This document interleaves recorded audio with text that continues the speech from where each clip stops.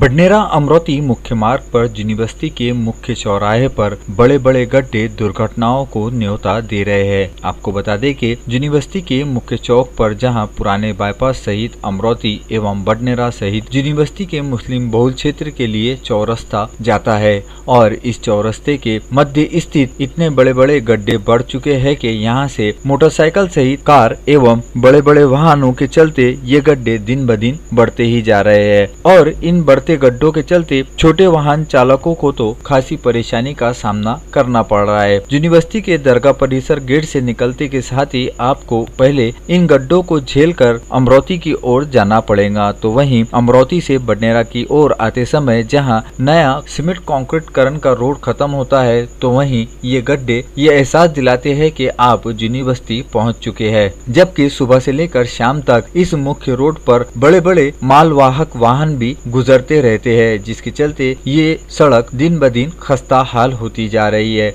बारिश के समय तो ये गड्ढों में पानी भरने के चलते अनेक दुर्घटनाएं भी अब तक घटित हो चुकी है। जहां एक और बांधकाम विभाग द्वारा जिनी बस्ती के साहिल लॉन के पास तो विकास कार्य किया जा रहा है, तो वहीं बडनेरा रेलवे स्टेशन के रेलवे ओवरब्रिज के पास भी विकास कार्य शुरू है। इतना सब कुछ होने के बावजूद भी संबंधित ठेकेदार एवं बांधकाम विभाग के इंजीनियर इन गड्ढों में माल भरने को भी तैयार नहीं है, जिसके चलते कम से कम नागरिकों को सुरक्षा मिल सके। लेकिन ठेकेदार सहित बांधकाम विभाग के वरिष्ठ अधिकारियों की लापरवाही के चलते जिनी बस्ती का मुख्य चौराहा अब मौत को न्योता देने वाला साबित हो रहा है और इस क्षेत्र के नागरिकों को अपनी जान हथेली पर लेकर यहाँ से गुजरना पड़ रहा है। जिनी बस्ती वासियों की मांग है कि समय रहते इस मुख्य चौराहे पर पड़े गड्ढों का कम से कम मरम्मत कार्य किया जाए, जिसके चलते नागरिकों को हो रही परेशानी से छुटकारा मिल सके।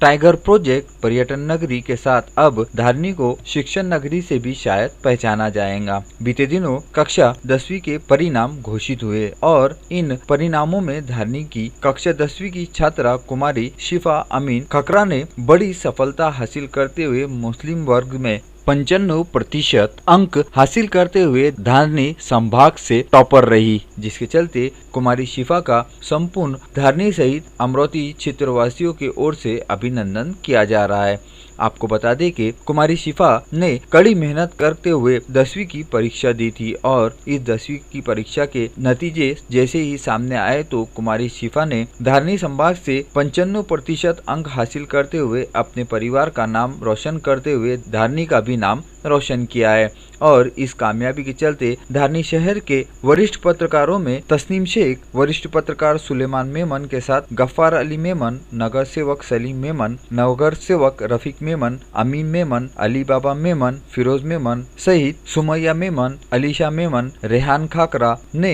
कुमारी शिफा का सत्कार करते हुए उसे उज्जवल भविष्य की शुभकामनाएं दी। कुमारी शिफा का लक्ष्य है कि वो आगे चल के MBBS करते हुए अपने क्षेत्रवासियों के लिए डॉक्टर बनकर सेवा करना चाहती है। इसी कड़ी में ये बात बताना भी अत्य आवश्यक होंगी कि वरिष्ठ पत्रकार सुलेमान मेमन की 2 भतीजियों ने भी कड़ी मेहनत करते हुए बड़ी कामयाबी हासिल की थी और उनमें से सुमैया मेमन इस वक्त MBBS की शिक्षा ग्रहण कर रही है, तो वहीं छोटी भतीजी अलीशा मेमन D.Pharm कर रही है। आने वाले समय में ये दोनों मिलकर भी धारनी संभाग में धारनी के पिछड़े वर्ग वासियों के लिए डॉक्टर और मेडिकल के माध्यम से अपनी सेवाएं देने का उद्देश्य रख रही है और उन्हीं के नक्शे कदम पर चलते हुए कुमारी शिफा भी आगे चलकर MBBS कर डॉक्टर बनना चाहती है। कुमारी शिफा के इसी लक्ष्य को देखते हुए सभी क्षेत्रवासियों ने मिलकर कुमारी शिफा का अभिनंदन करते हुए उसे आगे की सफलता के लिए शुभकामनाएं दी और उसके उज्जवल भविष्य के लिए सबने दुआएं भी की। कुमारी शिफा ने धारनी संभाग से 95% अंक हासिल कर संपूर्ण अमरोती जिले में धारनी शहर का नाम चमका दिया है।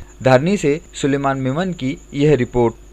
बहुचर्चित अमरोती महानगर पालिका द्वारा शौचालय के फर्जी बिल घोटाले का मुख्य आरोपी जूनी बस्ती निवासी योगेश कावरे फरार है और योगेश कावरे ने गिरफ्तारी से बचने हेतु पूर्व जमानत याचिका अदालत में दाखिल की थी, लेकिन अदालत ने इस जमानत याचिका को रद्द कर दिया। न्यायाधीश मेहता की अदालत में इस याचिका की सुनवाई हुई। फरार योगेश ओर से एडवोकेट शिरीष जाखड़ ने कोर्ट के समक्ष जमानत अर्जी दाखिल की, जिस पर सुनवाई शुरू हुई और इस सुनवाई में एडवोकेट शिरीष जाखड़ ने कोर्ट को बताया कि फर्जी बिल प्रकरण में योगेश कावरे का कहीं पर भी नाम नहीं है। महानगर पालिका की ओर से दी गई शिकायत में केवल 2 लिपिक के नाम है और इसमें योगेश कावरे का कोई भी उल्लेख नहीं किया गया है। इस दलील के बाद सरकारी पक्ष की ओर से जिला सरकारी वकील परिषिक्त गगनोडकर ने जमानत अर्जी का विरोध करते हुए कोर्ट को बताया कि इस प्रकरण में आर्थिक अपराध शाखा द्वारा पकड़े गए आरोपियों ने योगेश कावरे का नाम लिया है, जो इस प्रकरण में शामिल है। पुलिस के पास इस बारे में सक्षम सबूत है, इसलिए आरोपी की जमानत याचिका को रद्द किया जाए। कोर्ट ने दोनों ही पक्षों की दलीलें सुनने के बाद आखिर फरार योगेश कावरे की जमानत याचिका को खारिज कर दिया, जिसके चलते अब फरार चल रहे योगेश कावरे की मुश्किलें और अधिक बढ़ गई है। तो वहीं आर्थिक अपराध शाखा बड़ी सरगर्मी के साथ में फरार योगेश कावरे की तलाश कर रही है। योगेश कावरे के पकड़े जाने के बाद में इस फर्जी बिल वाड़े में और क्या क्या खुलासे होते हैं, इस बात पर समस्त बडनेरा शहर सहित अमरोती वासियों की भी नजरें टिकी है। बडनेरा पुलिस स्टेशन हद अंतर्गत आने वाले अंजनगांव बारी निवासी सागर दिलीप राव भगत उम्र 28 वर्ष जब मंदिर दर्शन के लिए जा रहा था कि तभी पुरानी रंजिश को लेकर आरोपी अंकुश खाड़े उम्र 25 तथा दिनेश चौपटकर उम्र 30 दोनों निवासी अंजनगांव बारी ने सागर भगत को रोका और उस पर चाकू से पीठ एवं पेट पर वार किया तथा उसके छाती के दाहिने हिस्से में भी वार करके उसे जख्मी कर दिया और घटना को अंजाम देकर फरार हो गए। और इस घटना की शिकायत सागर भगत ने दोनों आरोपियों के खिलाफ बडनेरा पुलिस स्टेशन में दर्ज कराई। पुलिस ने दोनों आरोपियों के खिलाफ मामला दर्ज करते हुए आगे मामले की जांच शुरू कर दी है। बढ़ते कोरोना संक्रमण पर अंकुश लगाने जिले भर में सप्ताह के आखिरी 2 दिन शनिवार और रविवार 2 दिनों का कर्फ्यू घोषित किया गया था और ये कर्फ्यू बीते 6 सप्ताह से नियमित चल रहा था, लेकिन इस कर्फ्यू को समाप्त करने के लिए जिला प्रशासन की ओर से निर्णय लिया गया और ये जानकारी अमरोती के जिलाधीश शैलेश नवल ने दी। इस संदर्भ में आपदा प्रबंधन अधिनियम महामारी संक्रमण रोग प्रतिबंधक कानून के तहत कोरोना संक्रमण को रोकने के लिए बीते 10 जुलाई से प्रत्येक सप्ताह के शुक्रवार शाम 7 बजे से सोमवार की सुबह 7 बजे तक पूर्ण रूप से कर्फ्यू लागू किया गया था, लेकिन जिला प्रशासन की ओर से नागरिकों को हो रही दिक्कत को देखते हुए कर्फ्यू को रद्द करने का निर्णय लिया गया है। नागरिकों से आह्वान करते हुए प्रशासन ने अपील की है कि मार्केट परिसर में सभी को सोशल डिस्टेंसिंग का पालन करना अनिवार्य रहेगा। इस आदेश के चलते व्यापारी वर्ग में खासी खुशी की लहर दौड़ गई और 2 दिनों की बंद की झंझट के चलते मार्केट में ठप पड़े व्यापार को कहीं न कहीं अब गति मिल पाएगी, लेकिन ये गति क्या बढ़ते कोरोना संक्रमण को रोक पाएंगी, ये भी एक सोचने जैसी बात है।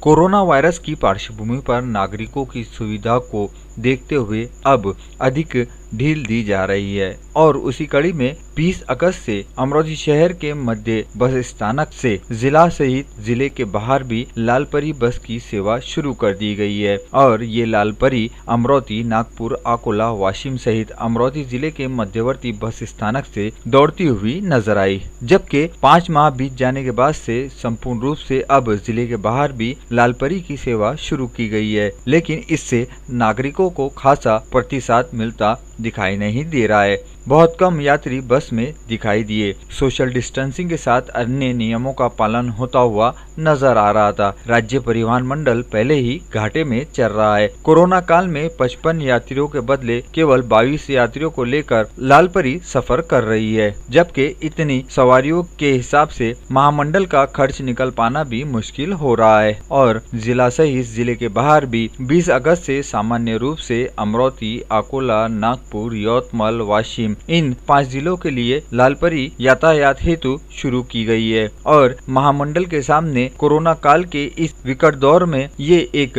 कड़ी चुनौती साबित हो रही है। लेकिन कुछ भी हो, अब महाराष्ट्र की शान लालपरी और नागरिकों को अपने मंजिल तक पहुंचाने वाली लालपरी अब फिर से राज्य के सड़कों पर दौड़ती हुई नजर आ रही है।